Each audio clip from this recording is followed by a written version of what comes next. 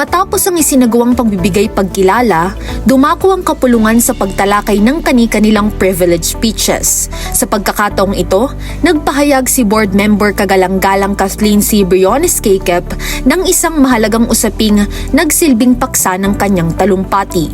Ang naturang usapin ay may kaugnayan sa kasalukuyang isinasagawang renewal ng permit to operate business na opisyal na nagsimula noong 5 ng Enero ng kasalukuyang taon. Batay sa impormasyong natanggap ng kagawarang pambatasan mula sa Municipal Treasurer na inimbitahan sa nasabing bilang ng sesyon, kaugnay ng usapin hinggil sa mga naitalang taxpayer sa kasalukuyang koleksyon, tinatayang 35% pa lamang ng kabuang bilang ng mga taxpayers ang nakapagbayad ng kani-kanilang kaukulang buwis sa negosyo at iba pang kaugnay na obligasyon. Samantalang 17% pa lamang ng inaasahang kabuang koleksyon para sa nasabing panahon ang aktual na nakolekta at maayos na naiproseso.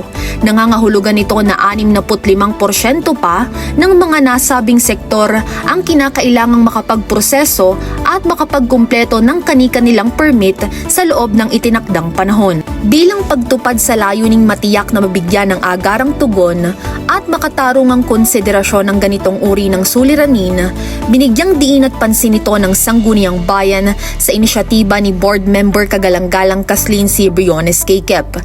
Kaugnay nito, iminungkahi ng nasabing mambabatas ang pagpapasa ng isang kapasyahan na naglalayong palawigin ang itinakdang huling araw ng pagkuha ng business permit at renewal of tricycle franchise hanggang 16 ng Pebrero 2026 bilang konsiderasyon sa mga apektadong mamamayan, mapahusay ang antas ng pagsunod sa umiiral na mga regulasyon ng pamahalaang bayan at upang maiwasan o mapigilan ang agarang pagpapataw ng kaukulang multa, surcharge at iba pang parusang administratibo. Dahil sa sama-sama at nagkakaisang pagkilos ng kapulungan, ang nasabing mungkahi ay buong pusong sinuportahan at pinagtibay ng lahat ng kasapi ng Sangguniang Bayan ng San Jose, Batangas sa hindi maikakailang epesyenteng paglilingkod at pamumuno na nagsisilbing ama ng samahan ang ating pangalawang punong bayan, kagalang-galang Valentino R. Patron.